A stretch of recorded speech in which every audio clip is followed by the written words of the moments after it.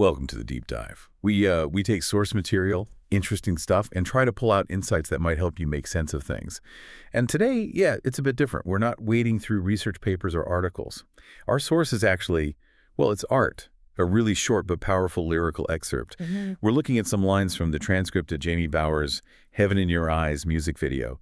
It's intensely personal stuff. You can feel that straight away, but it also taps into something really universal.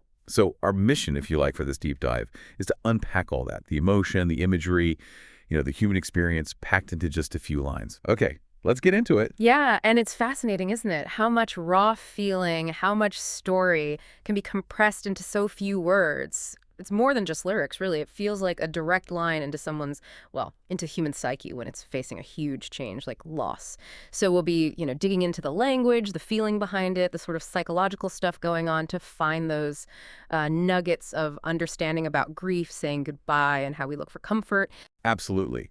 And right from the start, the opening lines just throw you into this really urgent moment, this sense of departure that's happening now. The speaker says, thank you before you go walk through the door and get to the left, been looking for, and then straight after, before you leave, say goodbye. It feels immediate, like time's running out. This departure is happening right this second. It really does. There's a breathlessness to it. And then right in the middle of that panic almost comes this incredibly raw plea. Just turn around and look in my eye and just give me one last kiss. It's so simple, isn't it?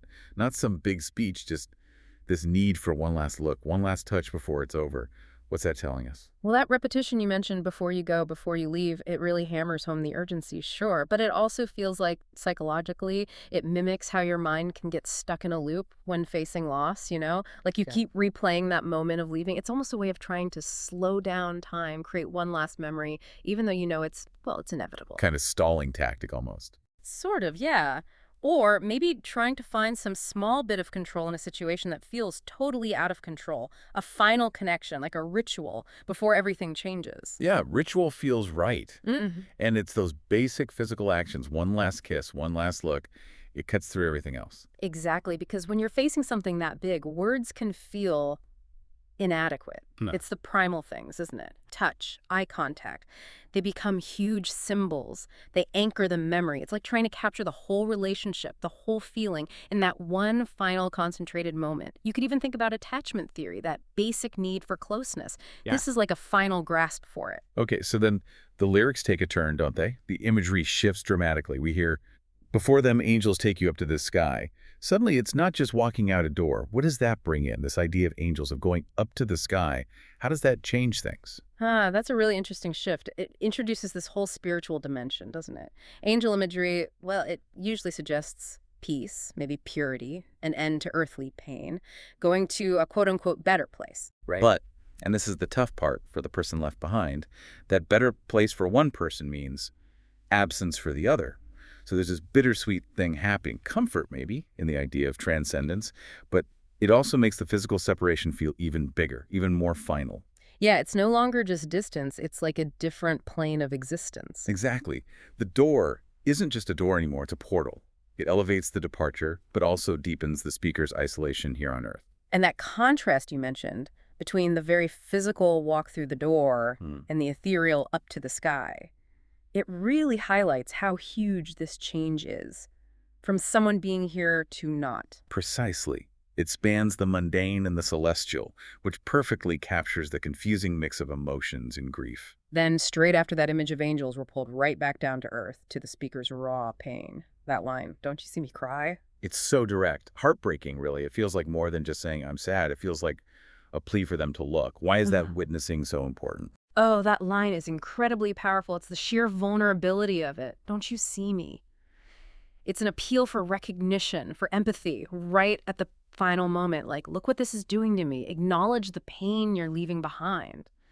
Psychologically, we often need our suffering to be seen, to be validated, especially by the person connected to it. Even if they can't change it. Exactly. Maybe it's a hope that seeing the tears might, create one last shared moment of understanding, or just sear the reality of the loss onto the departing person's consciousness, too. And that line is repeated too, isn't it? Don't you see me cry comes back. Yes, it does. And that repetition, again, it's like we're hearing the speaker's mind just circling that pain. It reinforces how deep and persistent the grief is. It's not just a passing tear, it's this overwhelming state they're trapped in. Like a question that keeps being asked because there's no answer, or maybe the asking is the only way to express it. Precisely. It becomes less a question seeking information and more a raw expression of that enduring, heavy sorrow, a lament. Which leads us to those final lines where there's a definite shift, a really poignant one. The speaker concludes, "But now you're an angel, and angels, they don't cry." Wow. There's acceptance in there, but it's drenched in sadness, isn't it? Yeah. What's happening emotionally at this point? This is really the culmination of that emotional journey.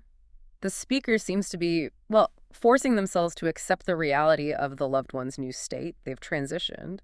And that observation, angels, they don't cry, it creates this stark, almost painful contrast. Between the angel's peace and the speaker's tears. Exactly. The angel is now beyond earthly suffering, free from tears, which means the entire weight of that sorrow, the crying, the grief, it belongs solely to the person left living.